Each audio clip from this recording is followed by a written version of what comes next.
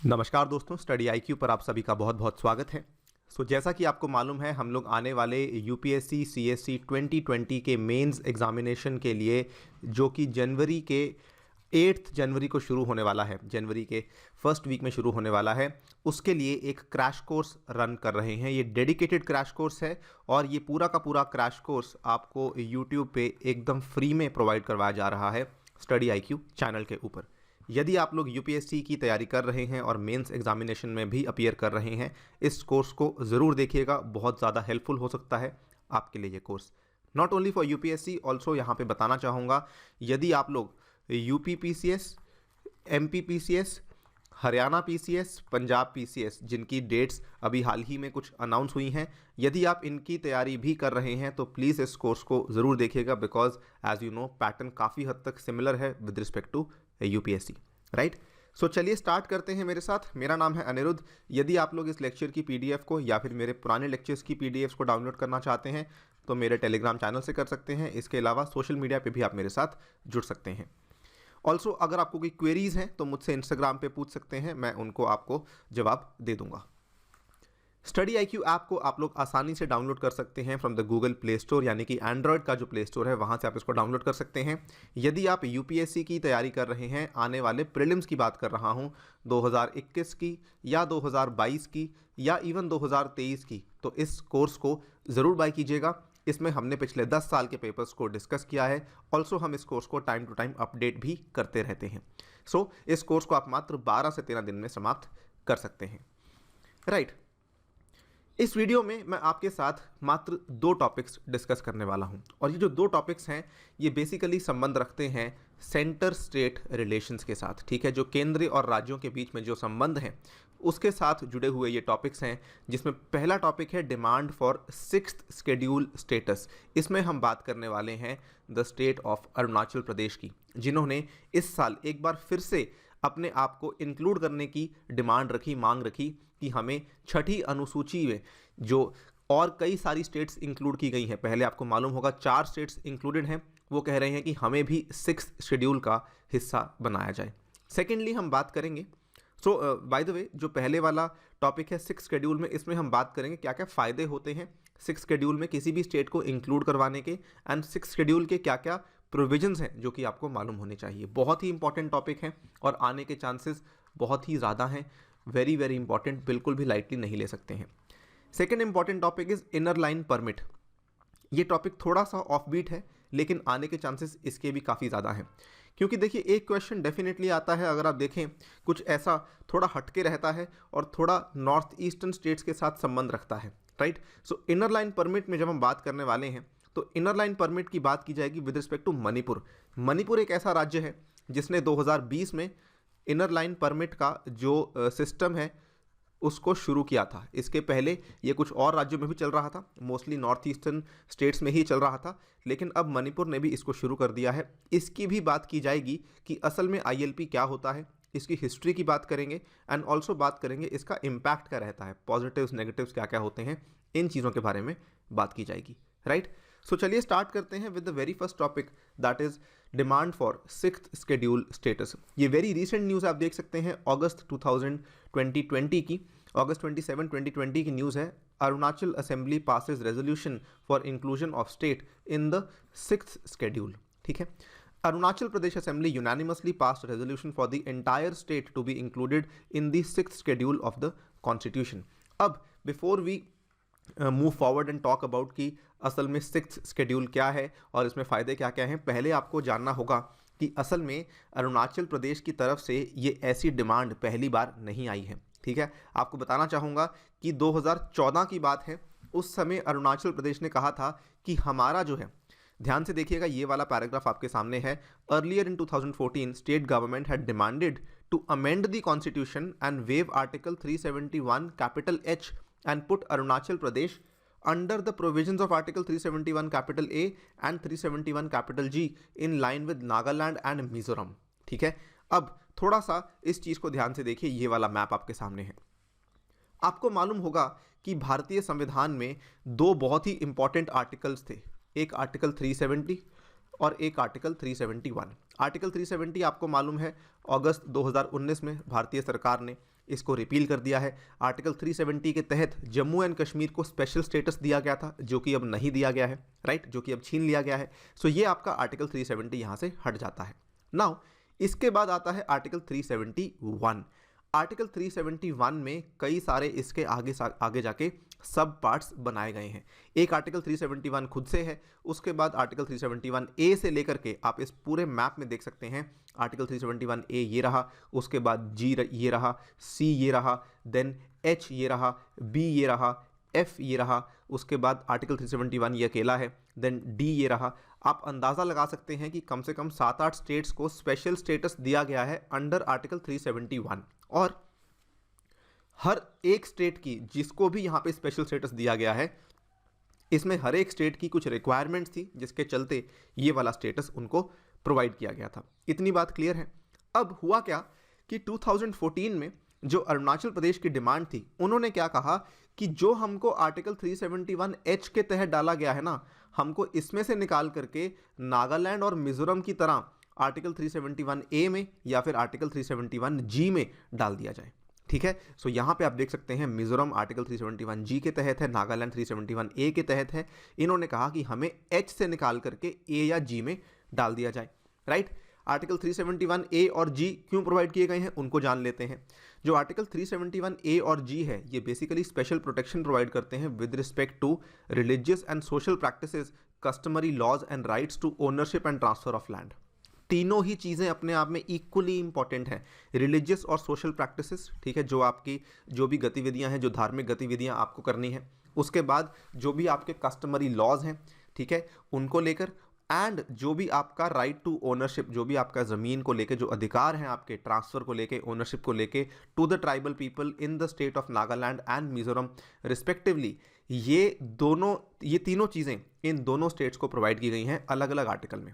371A के तहत provide किया गया है, आपके सामने है, to the state of Nagaland. और ये भी आपको बता दूं, देखिए ये नागालैंड को प्रोवाइड किया गया था 1962 में, उसके बाद मिजोरम को प्रोवाइड किया गया 1986 में, यानी कि नागालैंड के ही लाइंस पे मिजोरम को प्रोवाइड किया गया था लगभग 24 साल के बाद। तो इसका मतलब मिजोरम ने डिमांड की होगी तभी तो उनको मिला होगा, राइट।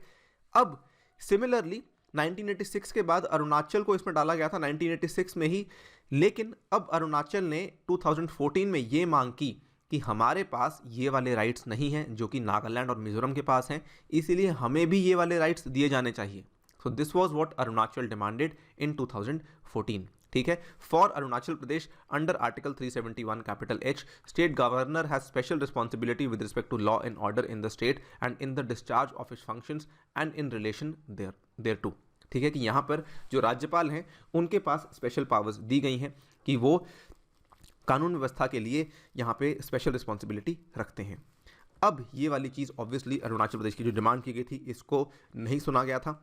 अब अरुणाचल प्रदेश ने एक नई डिमांड सामने रखी है कि हमें A या G में नहीं जाना, हमें तो 6th शेड्यूल का स्टेटस प्रोवाइड किया जाए। State government had demanded to put state under 6th schedule to protect and safeguard the customary rights of tribal people regarding ownership and transfer of land and forest products of the state। जो 6th schedule में आपको मालूम होगा बहुत सारे ऐसे प्रावधान हैं जो कि काफ़ी ज़्यादा हेल्प करते हैं, जो 4 स्टेट्स फिलहाल के टाइम में इंक्लूडेड हैं, जिसमें आई थिंक नागालैंड, मेघालय, असम और मिज़ोरम है। I am not very sure, मुझे थोड़ा चेक करना होगा, लेकिन 4 स्टेट्स आई एम श्योर उसमें इंक्लूडेड हैं। सो इन्होंने यही डिमांड की है कि इन 4 स्टेट्स में हमें यहाँ पे भी इंक्लूड किया जाए 6th शेड्यूल के अंदर, सो दैट डिमांड अगेन वही है। आप थोड़ा सा ध्यान से सुनिएगा, जो 2014 में डिमांड थी उसमें डिमांड क्या थी कि हमें H से निकाल के A या G में डाल दिया जाए। अभी क्या है, ये कह रहे हैं कि हमें 6th शेड्यूल में डाल दिया जाए। लेकिन आप ये देखिए ना, बात तो वही कह रहे हैं कि हमें ऑब्जेक्टिव क्या है कि हमारा ओनरशिप ऑफ लैंड हमारे पास होनी चाहिए, ट्रांसफ़र ऑफ लैंड को लेके अधिकार हमारे पास होने चाहिए, फॉरेस्ट प्रोडक्ट्स को लेके अधिकार हमारे पास होने चाहिए। बातें वही कही जा रही हैं, कस्टमरी राइट्स को प्रोटेक्ट करना है, बातें एग्जैक्टली वही हैं जो पहले थी, लेकिन अब इन्होंने रास्ता दूसरा अपनाया है। द रीज़न मैं इसको बार बार आपके सामने बोल रहा हूँ, सो दैट आप इस चीज़ को अपने आंसर में इंक्लूड कर पाएँ। आप इंट्रोडक्शन में बता सकते हैं कि अर्लियर 2014 में अरुणाचल ने डिमांड की थी कि उसको 371A में डाला जाए, लेकिन now Arunachal has demanded to be included in 6th schedule, but the demands remain same. They want to protect and safeguard the customary rights of tribal people and they want to make sure कि ownership और transfer of land को लेकर जो rights हैं वो उनके पास ही रहें। ठीक है, अब यहाँ पे आप देख सकते हैं जो एग्जिस्टिंग हमारे ट्राइबल एरियाज हैं छठी अनुसूची के तहत, ये वाली 4 स्टेट्स हैं। So I was wrong for 1 state, इसमें नागालैंड नहीं है, इसमें त्रिपुरा है। ठीक है, इसको आसाम, मेघालय, मिजोरम, 3 को लेके मैं सही था, आसाम, मेघालय, मिजोरम एंड चौथी त्रिपुरा है। अब इन चारों स्टेट्स में 6, क्योंकि ये चारों स्टेट्स 6 शेड्यूल के अंदर इंक्लूड की गई हैं, 6 शेड्यूल के अंदर क्या होता है कि जो भी स्टेट आपकी इंक्लूड की गई है वहाँ पे आप बना सकते हैं ऑटोनॉमस डिस्ट्रिक्ट काउंसिल्स। क्लियर है ये बात? ऑटोनॉमस डिस्ट्रिक्ट काउंसिल्स आप बना सकते हैं, और ऑटोनॉमस डिस्ट्रिक्ट काउंसिल्स में होते हैं 30 मेंबर्स, जिसमें से 26+4 का रेशियो रहता है। 4 आपके होते हैं नॉमिनेटेड, 26 आपके होते हैं इलेक्टेड। नॉमिनेट कौन करता है? नॉमिनेट करता है गवर्नर। इलेक्ट कौन करता है? वहाँ के आसपास के लोग उसको इलेक्ट करते हैं। सो कुल मिला के एडीसीज में 30 मेंबर्स रहते हैं, याद रखिएगा 26+4। और इन 30 मेंबर्स के चलते जो ये एडीसीज बनाए गए हैं, इन 4 स्टेट्स में एडीसीज किस तरीके से बनाए गए हैं वो भी आप देख लीजिए। आसाम में 3 है, 1, 2, 3, the north Cachar hills district, the Karbi Anglong district, the Bodoland territorial areas district. इसके बाद आपका मेघालय आ जाता है, इसमें भी 3 है, खासी हिल्स, जैंतिया हिल्स, गारो हिल्स। ठीक है, जो आपकी 3 इंपॉर्टेंट हिल्स है, गारो, खासी, जैंतिया, उन तीनों के हिल्स वाले हैं। देन वी हैव मिजोरम में भी 3 है, चकमा, मारा एंड ले, एंड देन त्रिपुरा में 1 है। कुल मिला के आपके पास 10 एडीसीज हैं जो कि आज के डेट में बने हुए हैं। ये आपके प्रॉपर एडीसीज हैं जो कि इन 4 स्टेट्स में एग्जिस्ट करते हैं। इन केस आपको दिखाना पड़ता है, प्लीज़ प्लीज़ रिक्वेस्ट कर रहा हूँ, मैप ज़रूर दिखाइएगा, भले एक रफ मैप हो लेकिन दिखाना बहुत ही ज़रूरी है। इसमें आप देखिए, ऐसा नहीं है कि पूरी की पूरी स्टेट 6 शेड्यूल के अंडर है। इसमें इनका क्या है सिस्टम, देखिए ध्यान से। हमने क्या दिखाया, देखिए आसाम का ये वाला पूरा का पूरा मैप है। ठीक है, ये पूरा आसाम है, ये बात क्लियर है। लेकिन आसाम में केवल इतना सा पार्ट है जो कि असल में छठी अनुसूची के तहत दिया गया है। ठीक है, मेघालय में पूरा का पूरा स्टेट है जो कि छठी अनुसूची के तहत दिया गया है। त्रिपुरा में केवल ये वाला ग्रीन वाला पार्ट है, जबकि त्रिपुरा स्टेट अपने आप में और बड़ी है। त्रिपुरा स्टेट जो है वो यहाँ तक जाती है, ये वाली है। लेकिन इन्होंने केवल इतना सा पार्ट है जो कि ग्रीन वाला, जो कि असल में 6 शेड्यूल के अंडर दिया गया है। कहने का मतलब ये है कि केवल उतने से एरिया में ही एडीसीज बनाए जाएंगे।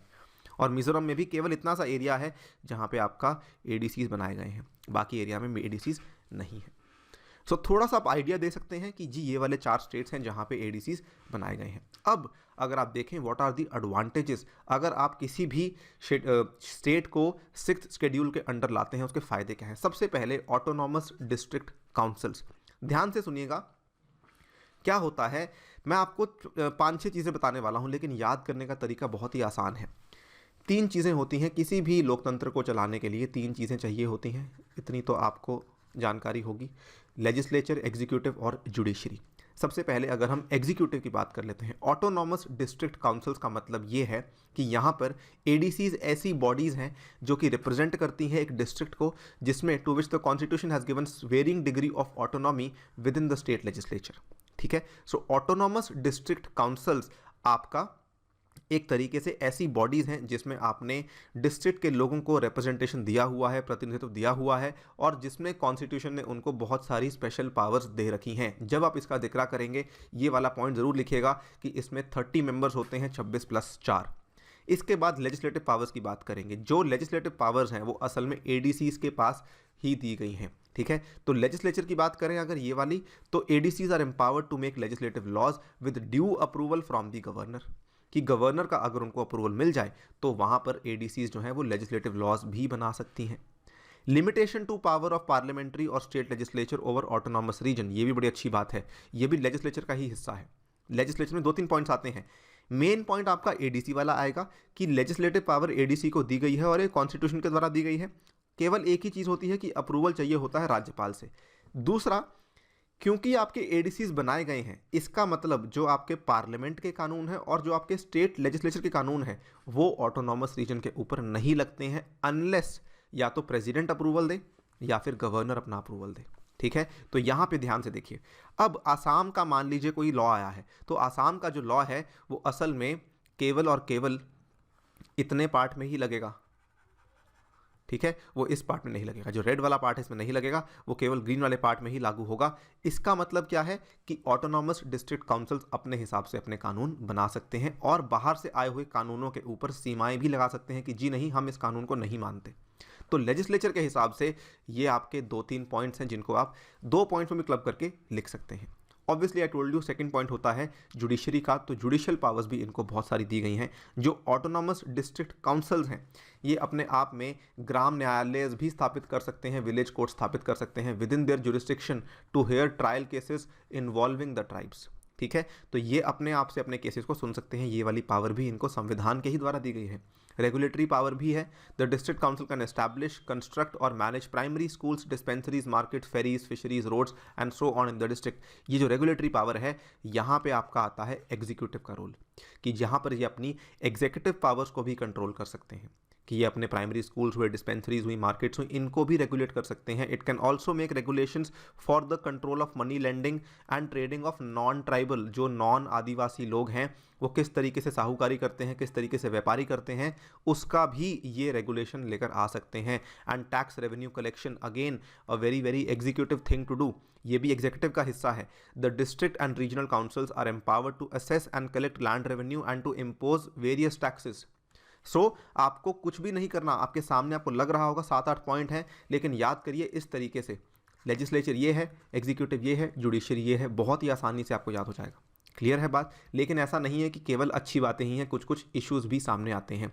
ऑब्वियसली एडीसीज, आई टोल्ड यू, एडीसीज में 30 मेंबर्स हैं, लेकिन कई बार जब आपको मैंने बोला कि 26 इलेक्ट होते हैं और 4 जो हैं वो नॉमिनेट किए जाते हैं। अब जहाँ पे इलेक्शन आएगी, जहाँ पे चुनाव आएगा, वहाँ पे कुछ ना कुछ घपला होने के चांसेस रहते ही हैं। सो एडीसीज में क्या होता है, they do not represent people from all the strata, यानी कि ये जो मिडिल क्लास लोग हैं, जो अपर क्लास लोग हैं, उनको सही से रिप्रेजेंट नहीं करते, लोअर क्लास को रिप्रेजेंट नहीं करते। उसके बाद महिलाओं को अच्छे से रिप्रेजेंटेशन नहीं दी जाती है। देन कभी कभार क्या होता है कि मल्टीपल ट्राइब्स के लोग रहते हैं, तो मल्टीपल ट्राइब्स को रिप्रेजेंटेशन नहीं दी जाती। तो ये सारी प्रॉब्लम्स आपको यहाँ पे देखने को मिलती हैं। Secondly, legislative power of state over the councils. The laws made by the councils require the assent of the governor. मैंने आपको बताया यहाँ पे अच्छी चीज़ क्या है कि एडीसीज अपने कानून बना सकते हैं, लेकिन उनको अनुमति चाहिए होती है, अनुमति नहीं, अप्रूवल चाहिए होता है गवर्नर से। उसके बाद उनको एक बार गवर्नर की मंजूरी चाहिए होती है। What if the governor says no, क्योंकि आफ्टर ऑल गवर्नर किसके द्वारा अपॉइंट किया गया है, प्रेसिडेंट के द्वारा, यानी कि गवर्नर एक सेंट्रल गवर्नमेंट का एजेंट है। क्योंकि वो सेंट्रल गवर्नमेंट का एजेंट है, इसी के चलते हो सकता है कि वो शायद सेंट्रल गवर्नमेंट के फेवर में काम करे। हो सकता है सेंट्रल गवर्नमेंट में जो रूलिंग पार्टी हो वो अलग हो सकता है स्टेट में अलग हो। ठीक है, हो सकता है कि जो भी रूलिंग पार्टी हो वो उस पर्टिकुलर प्रदेश के ट्राइब्स के हित में बात ना करती हो। It is anything is possible, क्योंकि असेंट की ज़रूरत है, इसीलिए ये थोड़ी सी लिमिटेशन आ जाती है। Conflict in discretionary powers of governor with respect to administration of these areas. Obviously again, क्योंकि गवर्नर के पास बहुत सारी मन मर्जी की शक्तियाँ होती हैं, डिस्क्रिशनरी पावर्स होती हैं, हो सकता है कि वो उनका गलत इस्तेमाल कर ले। फाइनेंशियल डिपेंडेंसी, ये प्रॉब्लम कभी भी सॉल्व नहीं हो पाई है कि चलिए मान लेते हैं कि लेजिस्लेटिव पावर कभी ना कभी जो ऑटोनॉमस डिस्ट्रिक्ट काउंसिल अपने हिसाब से कानून बना लेगा, लेकिन फाइनेंशियल डिपेंडेंसी, जो वित्तीय निर्भरता है, वो आज भी बहुत ज़्यादा है, क्योंकि पैसा इनको स्टेट गवर्नमेंट और सेंट्रल गवर्नमेंट से ही मिलता है। ये पैसा इनको और कहीं से नहीं मिल सकता है। Lack of codification of customary law, क्योंकि कस्टमरी लॉज कहीं पे लिखे नहीं हुए हैं, ये मुँह ज़बानी चलते आए हैं, तो इसके चलते ये अपनी बात सही से कह नहीं पाते हैं। बहुत बार सेंट्रल गवर्नमेंट, स्टेट गवर्नमेंट्स इस चीज़ का गलत इस्तेमाल उठाती हैं और इनको बोलते हैं कि जी आप हमारे हिसाब से चलिए, अपने हिसाब से आप ना चलिए। सो ये कुछ इश्यूज़ भी हैं 6th शेड्यूल के साथ। आप बता सकते हैं कि गवर्नर का एसेंट चाहिए होता है, फाइनेंशियल डिपेंडेंसी है, गवर्नर अपनी डिस्क्रिशनरी पावर्स का गलत इस्तेमाल कर सकता है, और एडीसीज में सही से प्रतिनिधित्व नहीं किया जाता है सभी तरह के लोगों का, सभी वर्गों के लोगों का। तो ये प्रॉब्लम्स भी हैं जो कि आपको देखने को मिलती हैं। क्लियर है? आई होप आपको आइडिया क्लियर होगा what is the 6th schedule, फायदे क्या हैं, नुकसान क्या है। नेक्स्ट बात कर लेते हैं inner line permit, also called as ILP। Very simply इसको ILP भी कहा जाता है। ठीक है, तो ILP भी एक तरीके का पासपोर्ट ही होता है। आप देख सकते हैं ये क्या है, जो आपका इनर लाइन परमिट है, ये बेसिकली क्या होता है इसको समझ लेते हैं। Then I will talk about कि ये चर्चा में क्यों था। ILP क्या है कि आज की डेट में ना आईएलपी कुल मिला के 4 उत्तर पूर्वी स्टेट्स में लागू हो रखा है। एक आपका अरुणाचल प्रदेश है, दूसरा आपका नागालैंड है, फिर मणिपुर है, फिर मिजोरम है। इसको याद करने का तरीका भी बड़ा आसान है। अरुणाचल, नागालैंड, ये वाला मैप को दोबारा देख लीजिए, ठीक है। यहाँ पे कुछ नहीं, केवल ये वाली 4 वाली जो बाउंड्री स्टेट्स है ना, बस इनमें है ये। बस इतना आसान था याद करना है आपको मैप तो याद ही होगा I am sure. Arunachal, Nagaland, Manipur, Mizoram, ठीक है। एक और तरीका भी है याद करने का, जिन जिन में हिमालयास पाए जाते हैं नॉर्थ ईस्टर्न स्टेट्स में, उनमें आपको मिलेगा आईएलपी। तो अरुणाचल में आपको मिलते हैं पटकाई बम, ठीक है। नागालैंड में आपको मिलते हैं नागा हिल्स, मणिपुर में आपको मिलते हैं मणिपुरी हिल्स, और मिजोरम में आपको मिलते हैं मिजो हिल्स या फिर लुसाई हिल्स। तो जहाँ जहाँ पे आपका हिमालयाज हैं, पटकाई बम, नागा, मणिपुर हिल्स और मिजो हिल्स, वहाँ वहाँ पे आपका आईएलपी काम करता है। बहुत ही आसान तरीका है याद करने का, ठीक है। अब ये 4 स्टेट्स में लागू है। क्या है ये? जैसे आपको किसी और देश में जाने के लिए पासपोर्ट की ज़रूरत पड़ती है, उसी तरीके से इन 4 स्टेट्स में जाने के लिए, भले आपने घूमने भी जाना हो, तो आपको ज़रूरत पड़ती है आईएलपी की। ये एक ट्रैवल डॉक्यूमेंट है which allows an Indian citizen to visit और stay in a state which is protected under the ILP system, ठीक है। एक इंडियन सिटीजन है, मान लीजिए आप मध्य प्रदेश को बिलोंग करते हैं और आपको घूमने जाना है अरुणाचल प्रदेश में, तो आपको आईएलपी की आवश्यकता होती है। No Indian citizen can visit any of the states unless he or she belongs to that state, nor can he or she overstay beyond the period specified in the ILP. So very similar to जो आपका for example मान लीजिए आप USA के citizen हैं, ठीक है, sorry मान लीजिए आप इंडिया के सिटीजन हैं, तो क्या आप यूएसए ऐसे ही जा सकते हैं? जी नहीं, आपको वीज़ा लगवाना पड़ेगा। सेकेंड थिंग इज कि आपको वीज़ा के साथ साथ वीज़ा में लिखा भी होगा कितने लंबे समय तक आप वहाँ पे रह सकते हैं। तो जो पीरियड स्पेसिफाइड है उसी तरीके से जैसे पासपोर्ट में होता है, वैसे ही आईएलपी में भी पीरियड स्पेसिफाई किया जाता है, जिसके आधार पर आप उस स्टेट को विजिट कर सकते हैं उतने लंबे समय के लिए। क्लियर है ये चीज़? इतनी सिंपल सी बात है, लेकिन गलती बच्चे बहुत लोग करते हैं। ये क्या बोलते हैं कि आईएलपी एक लीगल डॉक्यूमेंट है। जी नहीं, ये एक ट्रैवल डॉक्यूमेंट है, ठीक है। ऐसी गलतियां ना करें। एक ट्रैवल डॉक्यूमेंट है, एक इंडियन सिटीजन को अलाउ करता है। आईएलपी जो कोई बाहर से सिटीजन आएगा इंडिया से, उसको भी लेना होगा, लेकिन एक इंडियन सिटीजन को भी लेना होगा अगर उसको विजिट करना है या स्टे करना है in a state that is protected under the ILP system. So ILP की एक प्रणाली है, उसके तहत आपको एक दस्तावेज दिया जाता है, ट्रैवल डॉक्यूमेंट दिया जाता है, जो कि एक इंडियन सिटीजन को ही अलाउ करता है। डेफिनेशन को बहुत ध्यान से पढ़िएगा, इसी तरीके से लिखना है, इसमें कुछ चेंज नहीं करना है। कौन सी स्टेट्स में लागू हो रहा है आप देख सकते हैं। अब हुआ क्या था कि इनर लाइन परमिट को लेके इसी साल की खबर है, जस्ट बिफोर कोविड-19 फरवरी 13, 2020, मणिपुर के जो मुख्यमंत्री हैं उन्होंने ऑनलाइन पोर्टल लॉन्च किया for the inner line permit. They have launched an online portal for the inner line permit, और इसके बारे में बात करेंगे। इनर लाइन परमिट के इतिहास को समझ लेते हैं। ये असल में अंग्रेज़ों के टाइम का बनाया हुआ सिस्टम है। उन्होंने जब बनाया था उनका ऑब्जेक्टिव कुछ और था। उसके बाद भारतीय सरकार ने स्वतंत्रता के बाद इस पर्टिकुलर सिस्टम को, इस प्रणाली को बंद नहीं किया, लेकिन भारतीय सरकार का ऑब्जेक्टिव कुछ और था। दोनों को समझते हैं। पहले 2 पॉइंट्स आपको समझाएंगे कि अंग्रेज़ों का ऑब्जेक्टिव क्या था। असल में कॉन्सेप्ट लाया गया था Bengal eastern frontier regulation act 1873 के द्वारा। इसमें इनका ऑब्जेक्टिव ये था कि ये क्राउन के जो कमर्शियल इंटरेस्ट हैं उनको प्रोटेक्ट करना चाहते हैं by preventing British subjects from trading within these regions. Clear है? बड़ा सिंपल था। ब्रिटिशर्स का आपको मालूम है एक अकेला ऑब्जेक्टिव क्या था कि हमें वाणिज्य करना है, हमें यहाँ पे व्यापार करना है, ठीक है। और इनका व्यापार किसी भी तरीके से इसमें बाधा नहीं आनी चाहिए, और ये चाहते थे कि यहाँ पर जो इंडियंस हैं वो इन इलाकों में आके व्यापार ना कर पाएँ, क्योंकि इन इलाकों में नॉर्थ ईस्टर्न के एरियाज़ में आपको मालूम होगा फॉरेस्ट बहुत ज़्यादा घने थे, बहुत अच्छे फॉरेस्ट थे, बहुत सारे रिसोर्सेज आपको मिलते थे फ्रॉम द फॉरेस्ट, बहुत सारे संसाधन आपको मिलते थे। वो चाहते थे कि जो उनके ब्रिटिश सब्जेक्ट्स हैं, यानी कि जो उस टाइम पे इंडियंस हैं, जो उस टाइम पे भारतीय हैं, वो इन स्टेट्स में आके व्यापार ना कर पाएँ। इसके चलते इनर लाइन परमिट को शुरू किया गया था। तो उनके टाइम पे जो इनर लाइन परमिट का सिस्टम था, ये एक तरीके से एक इकोनॉमिक मीन्स था अपनी पर्टिकुलर इकोनॉमी को उनको बचाने के लिए, अपने उनको इकोनॉमिक इंटरेस्ट को बचाने के लिए। लेकिन 1950 में स्वतंत्रता के बाद भारतीय सरकार ने इस वर्ड को चेंज करके, ब्रिटिश सब्जेक्ट्स को चेंज करके कर दिया सिटीजन ऑफ इंडिया। लेकिन इनका ऑब्जेक्टिव कुछ और था। आपको मालूम होगा बहुत गहरी डिबेट है, बल्कि ये एंथ्रोपोलॉजी के बच्चे काफ़ी ज़्यादा इंटरेस्ट लेते हैं इसमें। उनको बताया गया, उनको बेसिकली ये था इंडियन गवर्नमेंट को, और इवन हमारे जो उस टाइम पे पीएम थे जवाहरलाल नेहरू जी, उनका भी ये इंटरेस्ट था कि जो लोकल कंसर्न्स हैं, जो आदिवासियों के कंसर्न्स हैं, उनको हमें ध्यान में रखना होगा। ठीक है, सो उनको लोकल कंसर्न्स को एड्रेस करने के लिए, उनके इंटरेस्ट को प्रोटेक्ट करने के लिए, इंडिजिनस पीपल को बचाने के लिए from the outsiders belonging to other Indian states, ये सब चीज़ें यहाँ पे की गई थी। सो ILP हमने भी कंटिन्यू किया, लेकिन जो पहले वाला आपका ऑब्जेक्टिव था ये इकोनॉमिक ऑब्जेक्टिव था। जो आगे वाला ऑब्जेक्टिव था ना, it was not just economic, it was cultural and economic. इसको ध्यान रखिएगा, पहले कल्चर से कोई लेना देना नहीं था। British government was not interested in culture, कि हमें कल्चर को प्रोटेक्ट करना है, जी नहीं, उनको तो अपने इकोनॉमिक इंटरेस्ट को प्रोटेक्ट करना था। लेकिन आने वाली गवर्नमेंट, इंडियन गवर्नमेंट ने आफ्टर इंडिपेंडेंस कल्चरल इंटरेस्ट और इकोनॉमिक इंटरेस्ट को बचाने के लिए उन लोगों के ये वाला कॉन्सेप्ट को रिटेन किया, इसको आगे मेंटेन किया। और आपको बता दूं, ILP हमेशा स्टेट गवर्नमेंट के द्वारा दिया जाता है, it is never given by the central government, please don't make this mistake also.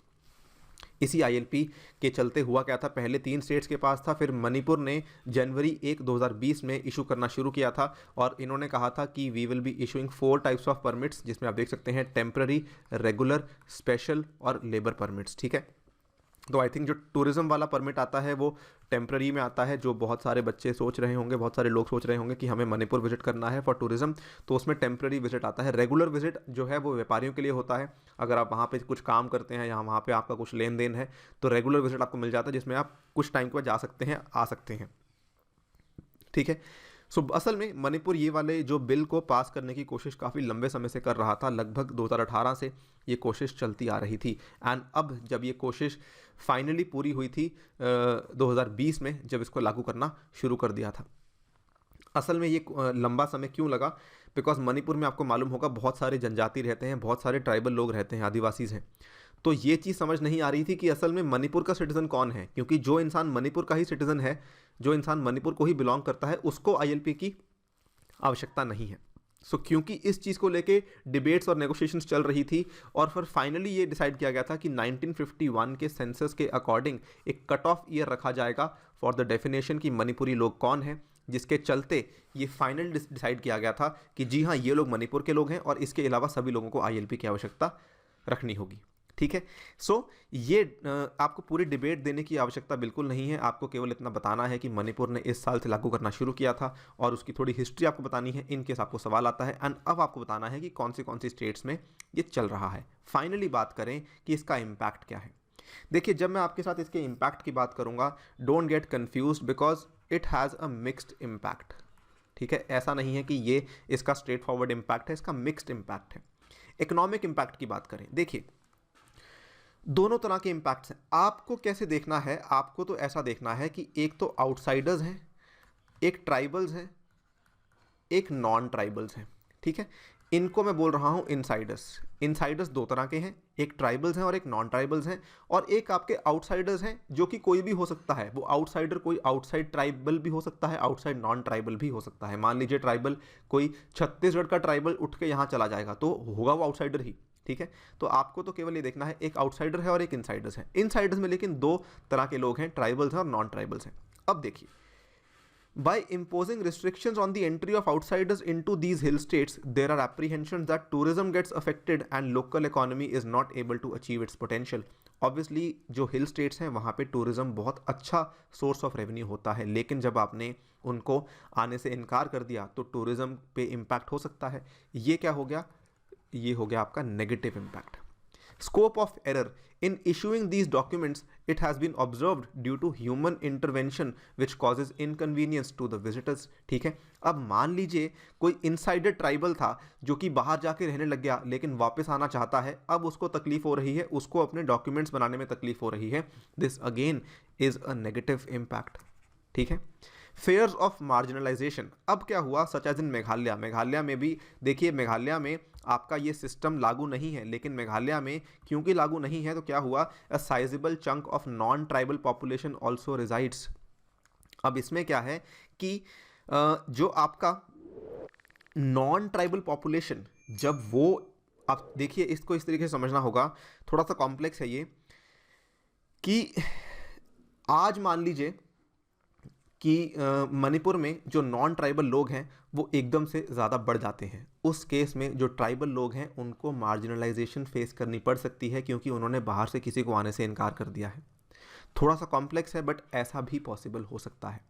There is a fair साइकोसिस among the non tribals that their interest will be overlooked if the ILP is implemented. उनको ये, क्योंकि ILP mainly जो है वो tribal लोगों के लिए इंप्लीमेंट किया गया था। आपको मैंने बताया कि इंडियन गवर्नमेंट का रीजनिंग क्या था कि हम तो जो लोकल इंडिजिनस लोग हैं उनके इंटरेस्ट को बचाना चाहते हैं। तो जो नॉन ट्राइबल्स इनसाइडर लोग हैं, इनको लगता है कि जी हमारे जो इंटरेस्ट हैं, हमारे जो इंपॉर्टेंट चीज़ें हैं, उनको शायद स्टेट गवर्नमेंट ओवरलुक कर सकती है। तो आउटसाइडर्स को तो नेगेटिव लगता ही है, लेकिन जो इनसाइडर्स हैं उनमें भी, नॉन ट्राइबल्स को भी ये नेगेटिव लगता है। तो जब भी आपको ये फॉर्मुलेट करना है अपना आंसर, प्लीज़ इसको इस तरीके से सोचना है, तभी जाके आप इसको बेटर तरीके से फॉर्मुलेट कर पाएंगे। आई होप आपको आइडिया लग गया होगा। ये सभी के सभी इसके जो इम्पैक्ट्स हैं ये असल में नेगेटिव इम्पैक्ट्स हैं। पॉजिटिव इम्पैक्ट केवल एक ही है, और वो ये है कि जो लोकल लोग हैं उनकी इंटरेस्ट को एड्रेस किया जाना थोड़ा आसान हो जाता है, राइट। इसी के साथ इस वीडियो को यहाँ पे समाप्त करता हूँ, एंड इसी के साथ पॉलिटी के भी हम इस क्रैश कोर्स को यहाँ पे ख़त्म करते हैं। Thank you for listening, stay tuned and stay safe.